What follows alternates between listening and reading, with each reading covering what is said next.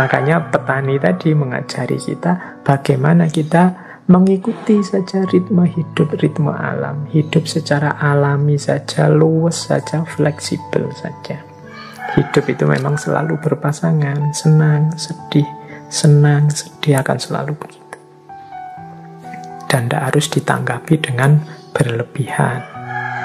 Itulah polanya orang hidup, kadang senang, kadang sedih. Baik.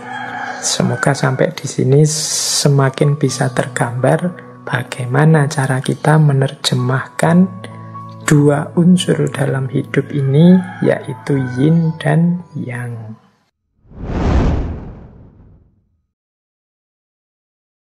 Bismillah ya, kita mulai membahas tentang falsafah yin yang ini. Jadi yin yang ini secara umum adalah hukum yang ada di balik alam semesta ini yang sifatnya berpasangan. Jadi dalam yin yang ada pandangan setiap hal dalam hidup ini memiliki dua sisi. Yang dua sisi ini saling berbeda, kemudian saling melengkapi, namun juga saling tergantung dan saling mempengaruhi, bahkan saling memuat atau saling mengandung. Jadi ini unik, berbeda dan saling melengkapi, tapi juga saling mempengaruhi dan saling memuat. Ini ya mudahnya teman-teman mesti ilustrasinya melihat hal-hal yang serba dualitas. Jadi pandangan ini makanya dikenal juga sebagai dualisme. Jadi dalam hidup ini selalu ada yin, ada yang.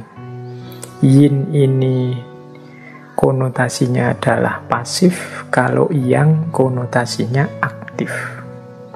Kalau yin ini dingin, kalau yang itu panas. Yin ini diilustrasikan sebagai musim dingin, kalau yang itu diilustrasikan dengan musim panas. Malam itu yin, siang itu yang. Rembulan itu yin, matahari itu yang. Air itu yin, api itu yang. Ini hidup ini serba berpasangan-berpasangan. Perempuan itu yin, feminisme itu yin, laki-laki itu yang, maskulinisme itu yang. Jadi hidup ini selalu semuanya serba berpasangan. Yang cirinya seperti tadi, saling berbeda, tapi saling juga melengkapi, tapi juga saling mempengaruhi, dan juga saling memuat atau saling mengandung. Nanti kita perjelas di belakang makna-makna hubungan antara yin dan yang ini. Hidup ini jadi lengkap, jadi komplit dan dinamis karena dialektika antara yin dan yang. Pasif ketemu aktif jadi imbang. Kalau aktif saja, orang akan kelelahan. Kalau pasif saja, tidak akan lahir apapun. Hidup tidak akan berkembang. Kayak sering saya bilang, hidup ini butuh ngegas, butuh ngerem. Kalau ngegas terus, mungkin kita salah jalan tapi tidak sadar. Kalau ngerem terus, tidak jalan-jalan. Kadang butuh ngegas, kadang butuh ngerem. Sampainya tujuan kita itu karena kita pinter mengelola kapan ngegas, kapan ngerem. Kita hidup dengan cerdas, ngerti kapan harus pasif, kapan harus aktif. Kapan harus mengedepankan femininitas, kapan kita memerlukan maskulinitas. Dalam hidup itu selalu ada pasangan-pasangan, selalu ada dinamika yang lahir dari hubungan antara pasangan ini. Oke, nanti kita jelaskan detailnya, tapi dasarnya ini. Dalam prakteknya, teori yin yang ini itu secara umum dipahami dengan dua versi. Ada pemahaman yin yang itu nanti sebagai energi vital yang ada di alam. Nanti teman-teman mungkin pernah dengar istilah qi atau chi. Nah, itu pandangan ini nanti melahirkan pengolahan gagasan yin yang lebih jauh. Misalnya dalam pengobatan atau dalam bela diri. Teman-teman mungkin pernah lihat filmnya atau dengar ceritanya tentang Tai Chi misalnya, itu mengelola energi vital. Atau pengobatan-pengobatan dari Tiongkok yang terkenal sekali, ini memanfaatkan pandangan tentang yin yang, apa yang kita makan, apa yang kita konsumsi, kemudian apa yang harus kita lakukan dalam hidup ini biar energi vital kita lancar dan seterusnya. Ada juga yang memaknai yin yang itu sebagai xingzi. Xingzi itu objek yang konkret seperti tadi, rembulan gandengannya matahari, kemudian air gandengannya api. Ini kan objek-objek yang konkret. Kalau yang energi vital tadi ya misalnya hal yang pasif dalam diri kita dan hal yang aktif dalam diri kita, bagaimana cara mengelolanya, bagaimana mengendalikan dorongan-dorongan aktif, dorongan-dorongan pasif dalam diri kita. Oke, nanti kita uraikan agak panjang dengan menjelajahi beberapa kebijakan-kebijakan hidup yang menjadi buah dari yin yang ini. Tapi intinya itu. Jadi dia ini, hidup ini selalu ada dua hal berpasangan yang saling mempengaruhi, saling memuat, saling melengkapi, saling tergantung. Baik, sebelum masuk ke penerjemahan-penerjemahannya dalam kebijaksanaan hidup, kita pelajari pelan-pelan yin yang ini. Kita ambil dari beberapa ajarannya Lao Tzu, Tao Te Ching. Kita lihat ya beberapa untuk memperjelas tadi. Mungkin yang saya sampaikan di awal masih belum begitu jelas maksudnya. Nah, ini menurut saya penjelasan yang mudah tentang yin yang dari Tao Te Ching, meskipun nanti banyak bagian-bagian yang perlu direnungi lebih dalam. Di bawah langit, semua orang dapat melihat keindahan sebagai indah hanya karena ada yang jelek. Semua orang mengetahui kebaikan sebagai baik hanya karena ada yang buruk. Oleh karena itu, memiliki dan tidak memiliki itu muncul secara bersamaan. Kesulitan dan kemudahan itu saling melengkapi. Nah, jadi kalau menurut tulisannya Lao Tzu ini, jadi hidup ini yang tadi pasangan hitam dan putih, cakep dan jelek, kemudian kaya dan miskin, ini kan dua hal yang kontras, satu hitam, satu putih, satu positif, satu negatif. Tapi jangan lupa, ini yang saya tadi sebut, dua-duanya ini saling mengandalkan, saling melengkapi, mempengaruhi keberadaannya masing-masing. Kalau dalam kalimat tadi, keindahan itu tampil sebagai indah karena ada yang jelek. Loh, ini kan, ilustrasinya mudah. Orang itu disebut ganteng ketika dibandingkan dengan yang jelek. Kalau tidak ada orang jelek, ya otomatis orang ganteng tidak ada. Orang disebut kaya karena kepemilikannya dibandingkan dengan orang yang kepemilikannya lebih sedikit.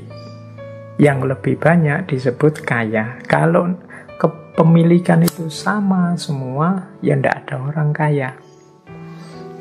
Jadi orang kaya itu berarti dia eksis karena ada orang miskin. Sebaliknya yang miskin juga eksis karena ada orang kaya. Sebagaimana yang ganteng tadi. Ganteng itu eksis sebagai cakep ya ketika ada yang jelek. Berarti yang ganteng itu terima kasihlah sama yang jelek-jelek. Jasanya mereka kalian kelihatan jadi ganteng. Itu mudahnya. Jadi mungkin mudah saling mengeksiskan, saling membuat ada. Orang itu disebut soleh karena ada yang tidak soleh. Kalau semua orang soleh, mungkin status soleh itu selesai, tidak akan ada lagi. Jadi di bawah langit, semua orang dapat melihat keindahan sebagai indah hanya karena ada yang jelek. Ada baik, ada jahat. Kalau tidak ada kejahatan, kebaikan tidak akan kelihatan. Sebaliknya juga begitu. Kalau tidak ada kebaikan, ya kejahatan juga hilang. Masing-masing saling mengadakan kutub yang sebelahnya. Ini pelajaran dari Tao Te Ching. Ini salah satu pemahaman terhadap situasi yin yang dalam hidup ini. Terus yang kedua, ada dan tidak ada saling mengadakan. Kesulitan dan kemudahan saling melengkapi. Panjang dan pendek saling mendefinisikan. Tinggi dan rendah saling bertentangan. Sebelum dan sesudah saling mengikuti. Ini masih menjelaskan tadi ya, bagaimana perbedaan itu saling melengkapi, saling mewujudkan yang lain. Kesulitan dan kemudahan itu saling melengkapi. Tidak ada kesulitan kalau tidak ada kemudahan. Kok sulit ya Pak mengatasi pandemi ini? Kita menyebutnya sulit mungkin karena kita bandingkan dengan mudahnya kita menyikapi penyakit yang lain. Dulu juga ada wabah, tapi tidak seperti pandemi saat ini. Maka pandemi ini kita sebut sulit. Kenapa kita sebut sulit? Karena kita bandingkan dengan yang lebih mudah. Jadi kita sering gelisah karena logika perbandingan ini ya. Karena kita lihat yang lebih gampang, lebih mudah, maka yang hari ini kita sebut lebih sulit. Kita mungkin dirundung galau oleh bencana demi bencana karena mungkin sepanjang hidup kita belum pernah mengalami bencana sedahsyat yang kita alami hari ini. Tapi kalau kita bandingkan seandainya dengan nenek moyang kita dulu, simbah-simbah kita dulu, mungkin yang mengalami tsunami, yang mengalami gunung meletus yang luar biasa, yang mengalami gempa bumi yang sangat dahsyat, yang kita alami hari ini mungkin tidak lagi berat, tidak lagi sulit, tidak lagi luar biasa. Wah, simbah-simbah kita dulu gunung meletus bisa dirasakan sedunia efeknya. Banjir, mungkin tanah longsor, mungkin mengalami yang jauh lebih dahsyat dari itu. Nah, kalau kita melihat yang ini, maka situasi hari ini tidak kita sebut sulit. Tapi karena kita membandingkan dengan hidup kita sebelumnya yang jauh lebih mudah, atau orang lain yang tidak mengalami bencana seperti kita, maka rasanya yang kita alami ini berat. Pinter dan tidak pinter juga begitu. Kalian kelihatan pinter sekali ketika kalian mungkin teman-temanmu wawasannya jauh di bawahmu. Tapi begitu ganti teman yang wawasannya lebih banyak, lebih canggih, ya kalian kelihatan biasa-biasa saja. Nah, inilah diantara maknanya yin yang. Maka bisa kita tarik pemahaman ya, meskipun hari ini banyak sekali kesulitan-kesulitan, banyak sekali kerumet, kerumitan hidup, ngomongnya wis belepotan. Ndak seharusnya kita jadi alasan untuk hidup tidak bersyukur, mengeluh saja. Tinggal kita ubah sedikit perspektifnya. Oh iya, yang saya rasakan sulit ini karena saya membandingkannya dengan kemudahan-kemudahan yang selama ini saya alami.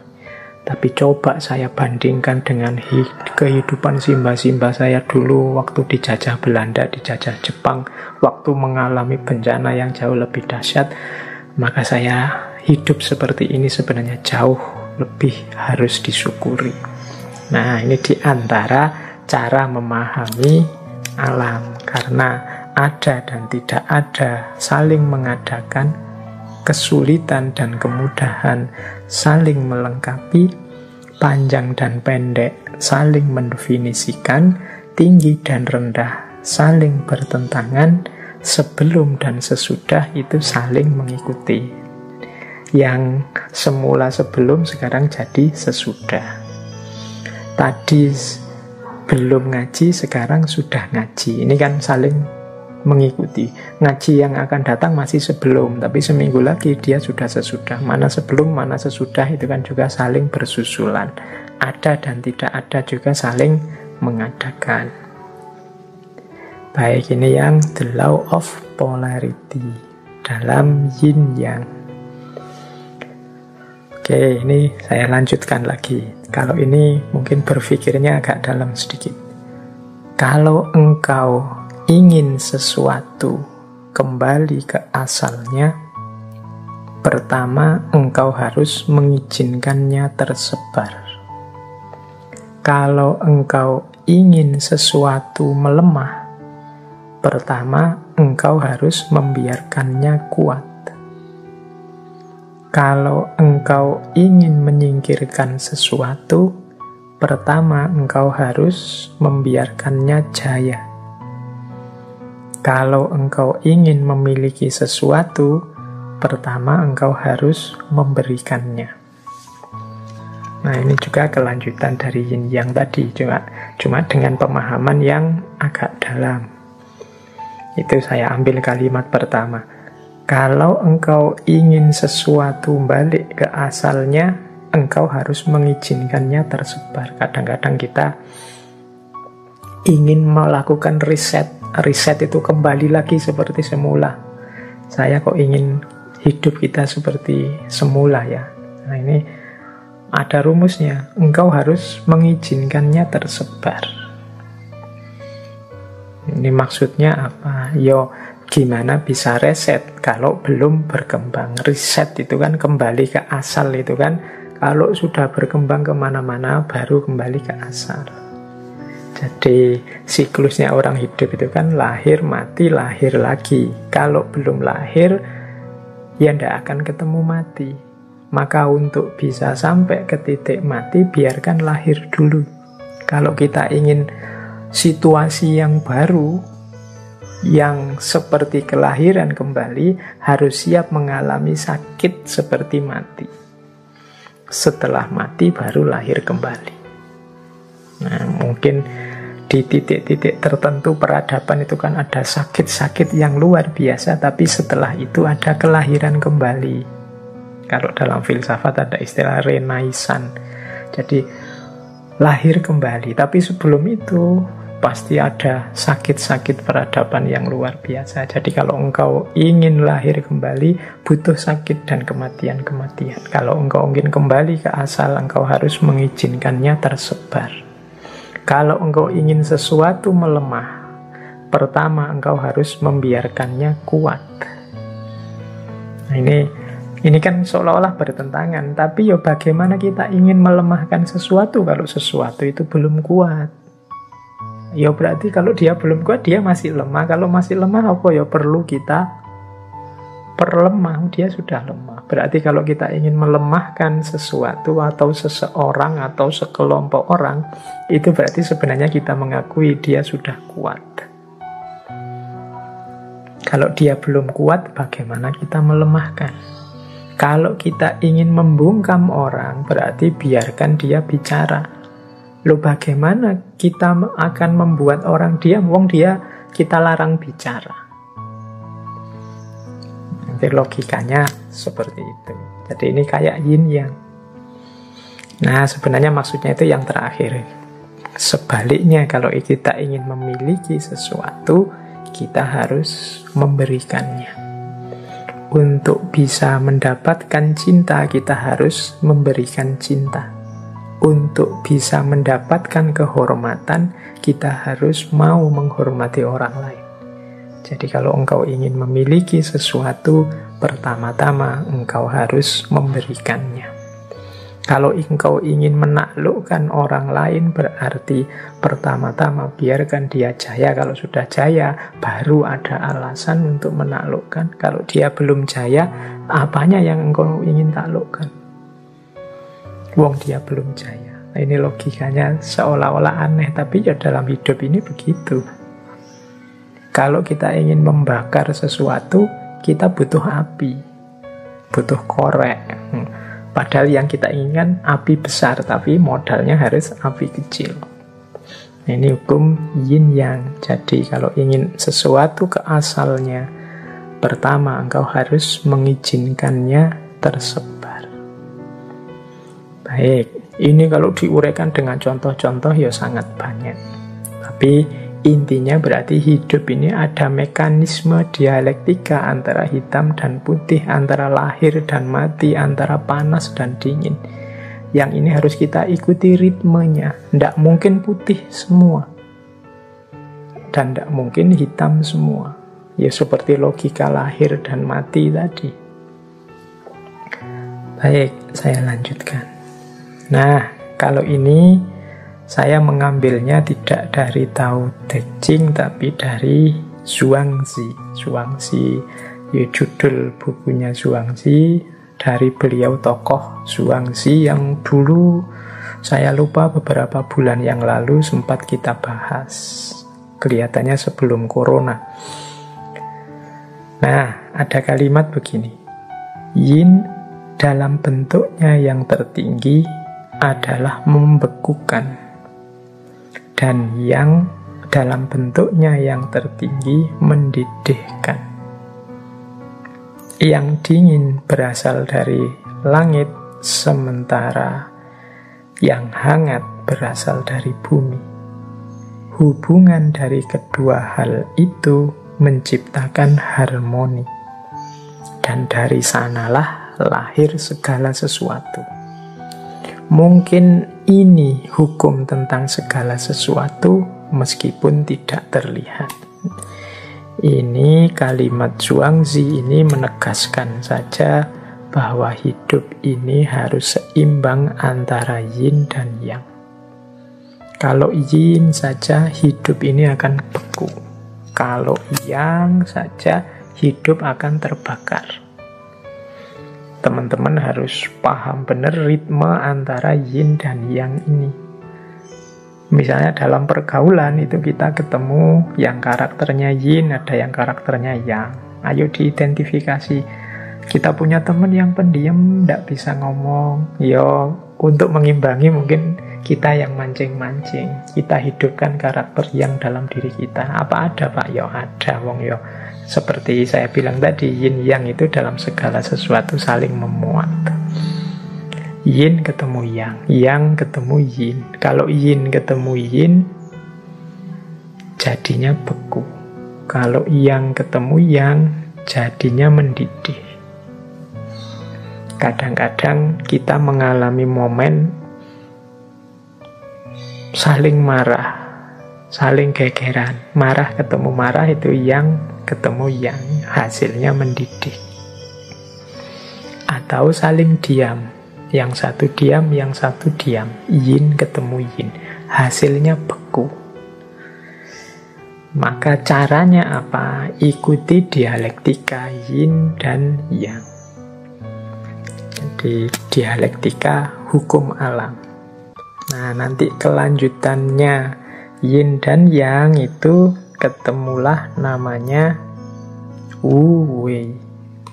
Jadi Wu Wei itu kegiatan kita yang mengalir bersama alam.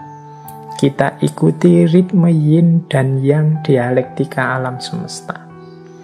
Jadi ya, dalam falsafah Tiongkok dikenal istilah Wu Wei, bukan yang 5 unsur tadi. Kalau Wu Wei itu secara harfiah artinya tidak memiliki kegiatan atau tidak berbuat apa-apa. Maksudnya tidak berbuat apa-apa itu mari kita hidup tanpa dibuat-buat. Kita hidup yang wajar saja, tidak sembrono, sesuka kita, tidak melihat ritme alam, tapi juga tidak palsu. Seseorang silahkan mengalir saja dengan ritme kodrat alami kehidupan ini. Jadi kita jalani hidup secara alami, tanpa ketegangan, dengan sederhana, dengan bebas, tidak melakukan sesuatu yang sia-sia, tidak ada gunanya. Apalagi melakukan sesuatu yang hanya untuk dipamerkan saja, sama sekali tidak ada gunanya. Ini namanya Wu Wei. Hari ini mungkin banyak di antara kita, coba kita muhasabah sebentar, berapa persen kegiatan kita sehari-hari yang itu memang efektif, sesuai, alami, dan berapa persen yang ini hanya dibuat-buat saja, atau ini tidak ada pentingnya sama sekali, atau ini hanya menghambur-hamburkan energi, tidak ada gunanya. Nah, jadi ini kelanjutannya yin yang, itu berarti menyarankan kita untuk hidup selaras dengan ritme alam, baik ritme yin maupun ritme yang. Kita pahami perjalanannya, kita ikuti dengan cara hidup secara alami. Filsafatnya namanya Wu Wei. Maka nanti ada pandangan manifestasinya yin yang nanti dalam pola Wu Wei, hidup yang mengalir dengan alam, itu adalah hidup dengan beberapa prinsip. Jadi penerjemahannya yin yang dalam kehidupan kita sehari-hari itu ada beberapa prinsip hidup yang penting untuk kita ingat-ingat. Yang pertama adalah hidup secara seimbang atau balance. Seperti saya jelaskan tadi, yin saja akan membekukan, yang saja akan membakar. Kalau ada yang marah, harus ada yang sabar. Marah ketemu marah, meledak. Kalau yang satu sudah sabar menunggu, ya yang satu gerak. Jadi biar dinamis. Kalau semuanya menunggu dalam kesabaran, tidak akan ada aktivitas. Jadi yang satu pasrah, yang satu nuntun. Kalau semuanya ingin nuntun, hasilnya tabrakan.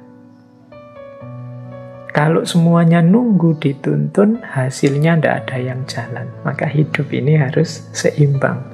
Kalau yang satu sudah bersuara, yang satu tolong diam.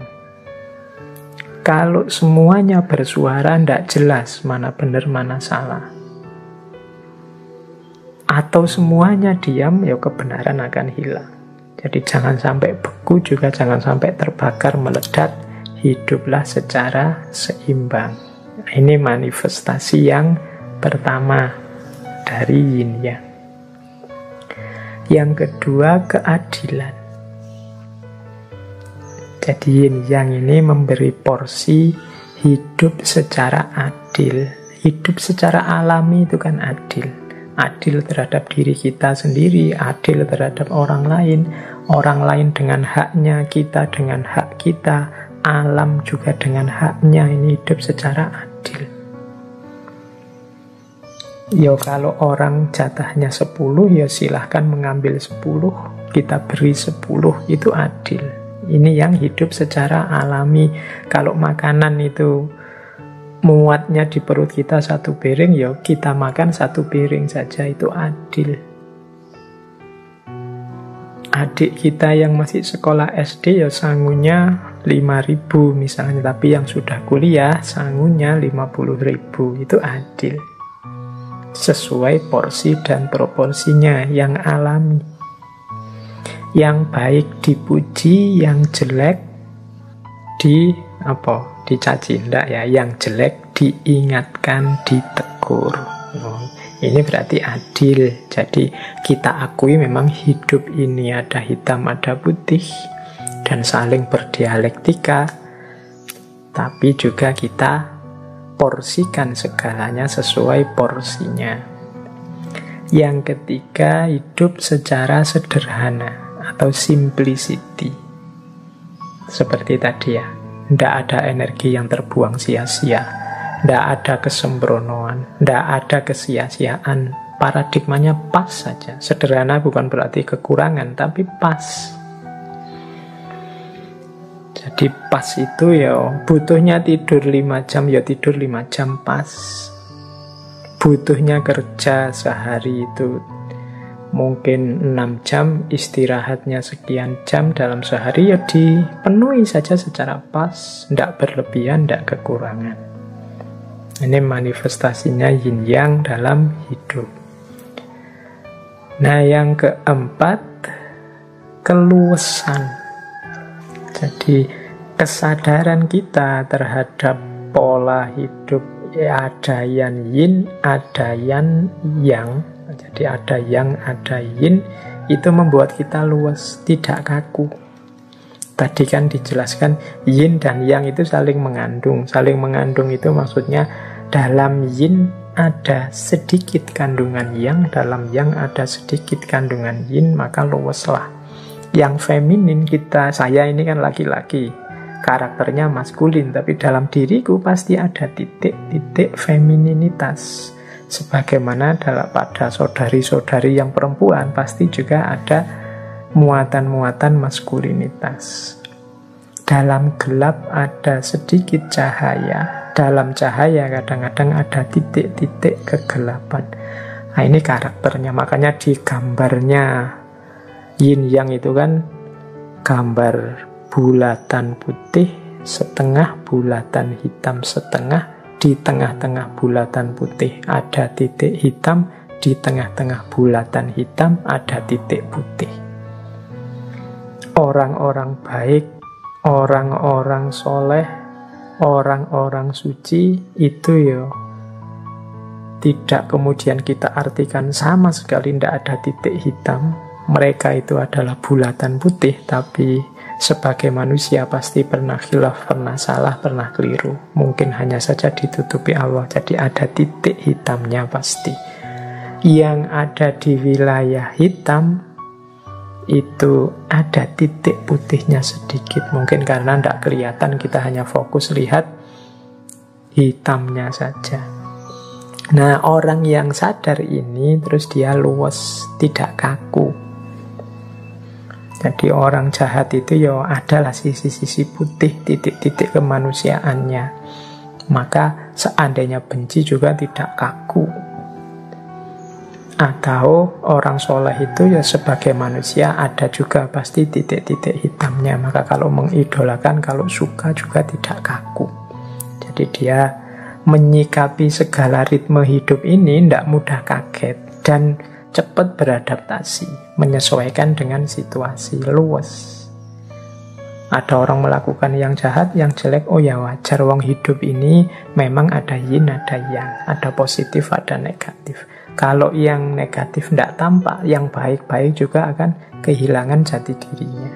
Nah, ini orangnya luwes, tidak kaku. Kemudian di antara cirinya lagi, falsafah yin yang manifestasinya dalam hidup adalah terbuka. Jadi terbuka itu maksudnya ngerti kalau hidup itu dinamis, saling mempengaruhi. Maka dia membuka diri untuk mendapatkan berdialektika dengan sekelilingnya secara alami, terbuka. Kalau dia pas salah, karena dia terbuka, dia bisa menerima nasihat. Kemudian terbuka mendapat wawasan-wawasan baru sehingga tambah baik, tambah baik. Karena dia sadar dia ada keterbatasannya. Meskipun aku ada di wilayah putih, aku punya titik hitam juga yang entah aku sadari entah tidak. Kalau aku terbuka maka semakin meningkat, mungkin titik-titik hitamnya semakin berkurang, dapat masukan-masukan baru. Kalau aku tertutup ya selesai, yang hitamnya tetap hitam, apalagi yang ada di wilayah hitam. Maka orang yang sadar hukum yin dan yang itu biasanya malah luwes dan terbuka. Dan yang terakhir gembira. Jadi gembira itu berarti mampu menikmati hidup ini. Jadi ada apapun yang terjadi, baik sehubungan dengan dirinya maupun sehubungan dengan alam, dia tidak terpengaruh, dia tidak mengeluh, dia tidak komplain protes, tapi pertama-tama dia bisa menikmati, bergembira, karena sadar, ya itulah alam. Karena kemarin kita rusak sehingga tidak seimbang, akhirnya kita nikmatilah sekarang mungkin beberapa kesulitan hidup. Ya wis resiko nih, mau gimana lagi. Jadi dia bisa menerima ya, meskipun ya berlanjut dengan tadi menyikapinya dengan adil, dengan luwes, dengan terbuka, dengan sederhana. Tapi hidupnya orang yang mengerti ritme alam yang yin dan yang ini, kecenderungannya dia gembira. Orang gembira itu ya mudahnya orang yang mau bersyukur terhadap hidupnya.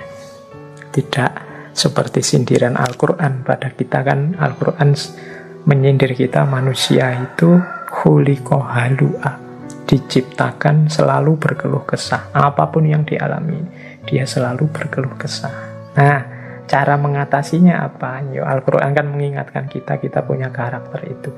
Mari kita pahami ritme alam, kita pahami mode-mode hukum alam, termasuk yin dan yang ini, sehingga kita hidupnya tidak mudah galau. Apapun yang kita alami, misalnya, wah nilaiku kok jatuh ya semester ini, ya wajar sih, semester ini aku males belajar, ya mesti saja terus nilainya jatuh. Ada ritmenya, ada hukumnya, sehingga kita tidak mudah kaget. Oke, jadi ini berarti apa? Cara kita menerjemahkan yin yang dalam hidup itu antara lain dengan cara hidup yang seimbang, hidup secara adil, sederhana, luwes, terbuka, dan gembira. Baik, kita lanjutkan. Ini masih setengah jalan kita menjelaskan tentang yin yang. Nah, selanjutnya ini saya menemukan cerita rakyat atau folklore yang menjelaskan tentang yin dan yang. Ini saya tidak tahu validitas ceritanya seperti apa, tapi mungkin penting bagi kita untuk menggambarkan ini loh maksudnya. Cara kita menyikapi situasi yin dan situasi yang. Jadi saya bacakan ya ceritanya, mumpung ini ngajinya malam-malam. Siapa tahu setelah saya cerita teman-teman bisa tidur nyenyak. Oke, baik. Jadi ada cerita begini. Ada dua orang sahabat, namanya Yin dan Yang. Mereka ini intelektual, jadi dikenal sebagai orang yang pandai, berbudi luhur, berjiwa besar, penuh dengan kasih sayang. Dua orang ini tokoh atau sebut saja pendeta dari Taoisme. Nah, mereka ini berteman dekat, wong yo sahabat. Hanya saja dua orang ini punya pemahaman yang berlawanan terhadap ajaran Taoisme. Ya karena dekat, saling bersahabat, ketika punya pendapat yang kontras, ya mereka terus jadi sering diskusi, sering beradu pendapat, siapa yang pemahamannya paling benar. Dan ya karena sama-sama pinter, sama-sama punya argumen, diskusi ini tidak selesai-selesai. Masing-masing kukuh dengan pandangan dan prinsipnya sendiri-sendiri. Sampai dua-duanya sama-sama capek. Terus Yin berkata, kamu itu tidak paham saya. Seandainya engkau adalah aku, tentu engkau bisa paham maksudku yang aku inginkan, yang aku sampaikan. Yang juga terus jawab begitu. Iya, kamu juga tidak ngerti aku sih. Coba kamu jadi aku. Mungkin engkau paham apa yang aku inginkan, apa yang aku maksud. Tapi ya terus gimana ya kita bisa bertukar diri? Nah, akhirnya mereka gini aja lah. Kita kan tidak bisa yang yin jadi yang jadi yin. Begini saja. Sekarang kita sepakati 40 tahun ke depan engkau fokus mempelajari ajaranku, katanya yin pada yang, dan yang juga jadi yin akan fokus mempelajari ajarannya yang juga fokus mempelajari ajarannya yin. Jadi dibalik. Misalnya yin itu pendapatnya A, maka sekarang yang coba tahun-tahun ke depan fokus mengkaji A saja. Yang juga begitu. Dia fokus mempelajari A-nya yin, yin juga mempelajari B-nya yang. Kalau yang itu misalnya pendapatnya B. Jadi saling mempelajari. Ini terus diputuskan 40 tahun ya. 40 tahun mungkin cukup lah. Aku ngerti pendapatmu dan kau ngerti pendapatku. Nah, mereka ini karena sudah sepakat sungguh-sungguh, ya mereka terus belajar mendalam. Serius. Selama 40 tahun mereka sungguh-sungguh belajar. Bukan belajar untuk mencari kesalahannya, tapi memang sengaja belajar untuk ngerti maksudnya. Kadang-kadang kan kita kalau sedang ada urusan ingin berdebat atau menjatuhkan pandangan yang lain, kan fokus kita adalah mencari salahnya pendapat yang lawan kita. Tapi ini ndak pakai pola itu, yo belajar apa maksudnya pendapatnya lawannya, yin dan yang ini. Nah, setelah 40 tahun, ini sudah sama-sama tua ini. Mungkin sudah sama-sama sangat kangen. Semula bersahabat, sekarang terpisah 40 tahun untuk mengkaji ajarannya sahabatnya. Nah, begitu 40 tahun, mereka kemudian datang ke tempat yang sudah dijanjikan. Nah, mungkin teman-teman menebaknya, wah ketemu itu sudah langsung diskusi lagi panjang lebar. Ternyata begitu bertemu, mereka hanya saling memandang, saling tersenyum, kemudian saling berpelukan dan berkata, saudaraku, engkau selalu dalam diriku, dan aku ada dalam dirimu. Sejak saat itu, tidak ada lagi diskusi-diskusi. Lewat pelukan itu saja, dua-duanya sudah saling memahami. Tidak harus susah payah menjelaskan, susah payah merumuskan, mencari. Mereka sudah saling paham, begitu bertemu, saling tersenyum, kemudian saling berpelukan. Silahkan teman-teman menarik kisah rakyat ini dengan bagaimana cara kita menyikapi yin dan yang dalam hidup. Ada yang positif, ada yang negatif. Kalau ingin mencari titik temu, ya tidak mungkin. Wong ini hukum alam, hukum semesta. Yang yin ya biarkan tetap yin, yang biarkan tetap yang. Dua-duanya ini saling butuh dalam identitasnya masing-masing. Dalam yin ada yang, dalam yang ada yin. Kalau dipotong yang, maka yin tidak utuh. Kalau dipotong yin, yang juga tidak utuh. Dua-duanya paham sekarang, aku saling butuh. Dunia ini lengkap ketika aku ada dan dia ada. Nah, ini cara kita menyikapi, mudahnya adalah menyikapi perbedaan. menyikapi kontras-kontras dalam kehidupan yang berakhir dengan saling memandang, saling tersenyum, kemudian saling berpelukan. Nah, ini cerita pertama. Semoga bisa memudahkan bagaimana cara kita menyikapi yin dan yang dalam kehidupan. Baik, terus saya bawakan satu lagi. Ini juga cerita rakyat yang hubungannya sangat erat dengan yin dan yang. Kesedihan dan kesenangan, kesulitan dan kemudahan.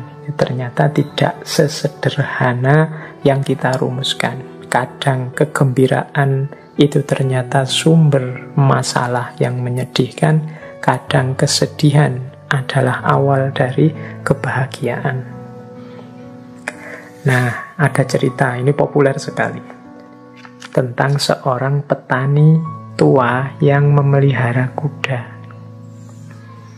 Mungkin di sesi ngaji yang mana pernah saya ceritakan ini. Semoga teman-teman ada yang masih ingat.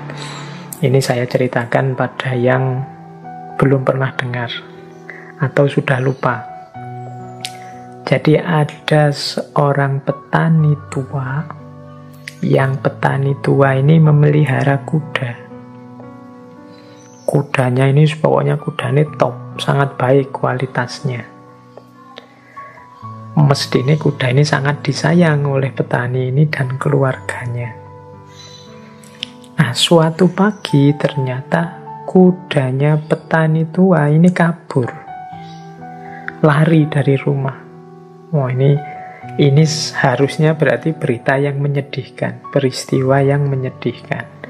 Para tetangganya datang, terus mereka mengucapkan simpati.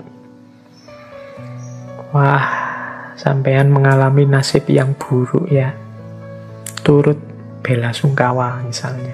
Nah, terus petani itu jawab, tidak juga, kita lihat saja nanti. Nah, petani ini tenang saja, tidak sedih juga tidak galau, meskipun kudanya lari. Ternyata besoknya kudanya kembali lagi, malah sekarang membawa teman-temannya dari hutan. Wah, sekarang dari hanya punya kuda satu yang bagus, sekarang dia punya beberapa kuda. Wah, yang semula kebahagiaan terus jadi kesedihan. Bahagia punya kuda yang bagus, tapi terus sedih karena kudanya hilang, tapi dia tetap tenang. Ya, kita lihat saja nanti. Wah, ketika kudanya kembali lagi membawa teman-teman kudanya yang lain, kan dia ini untung besar akhirnya. Tetangga-tetangganya datang lagi, wah turut senang pak, alhamdulillah sampean sekarang nambah kudanya, beruntung sekali sampean ini. Nah, petaninya jawab, ya kita lihat saja nanti. Jadi senang juga, tidak meledak-ledak, biasa saja. Ya hidup itu memang ada sedihnya, ada senangnya. Paginya anaknya ini ingin mencoba kuda-kuda yang baru datang tadi. Mungkin anaknya ini gembira, wah ini kudanya banyak, ini coba ingin beberapa, ingin dijinakkan. Waktu nyoba menjinakkan kuda, dia malah jatuh, kakinya terus patah. Wah, ini kan peristiwa yang menyedihkan. Tadinya sudah seneng, kudanya banyak, sekarang malah kakinya anaknya patah gara-gara kuda. Datang lagi tetangganya, wah ini musibah lagi pak sampean ini, sial lagi nasibnya. Petani itu ya tetap tenang saja, ya kita lihat saja nanti. Jadi dia kaget, tidak terlalu sedih juga tidak, biasa-biasa saja. Nah, besoknya kemudian tiba-tiba datang pasukan kerajaan ke desa itu. Tujuannya apa? Mencari anak-anak muda untuk direkrut jadi pasukan untuk perang. Nah, anaknya petani tadi akhirnya tidak dibawa. Kenapa? Ya kakinya patah, tidak layak untuk diikutkan perang. Sehingga malah selamat dia. Wah, ini keuntungan kan. Wah, tetangganya datang lagi ke rumah. Wah, sampean itu kok hidupnya beruntung terus ya Pak. Kok enak terus. Ya petani itu terus bilang, ya kita lihat saja nanti. Dan seterusnya cerita. Ini sebenarnya ini menggambarkan hidup itu ya dinamis, dialektis. Kadang senang, kadang susah. Mbok ya kita tanggapi biasa saja. Kadang kesulitan membuahkan kemudahan, kebahagiaan, kesenangan. Kadang kesenangan melahirkan kesedihan justru, dan seterusnya. Kesenangan punya kuda bagus, ternyata melahirkan kesedihan. Kudanya lari. Sedih karena kudanya lari, ternyata melahirkan kesenangan karena kudanya balik malah bawa teman-teman kudanya yang lain. Senang dapat kuda banyak, ternyata malah kakinya anaknya patah. Sedih karena kakinya anaknya patah, jadinya malah seneng karena tidak jadi diambil oleh pasukan untuk ikut perang. Ini dinamika hidup. Makanya petani tadi mengajari kita bagaimana kita mengikuti saja ritme hidup, ritme alam. Hidup secara alami saja, luwes saja, fleksibel saja. Hidup itu memang selalu berpasangan, senang, sedih akan selalu begitu. Dan tidak harus ditanggapi dengan berlebihan. Itulah polanya orang hidup. Kadang senang, kadang sedih. Baik, semoga sampai di sini semakin bisa tergambar bagaimana cara kita menerjemahkan dua unsur dalam hidup ini, yaitu yin dan yang.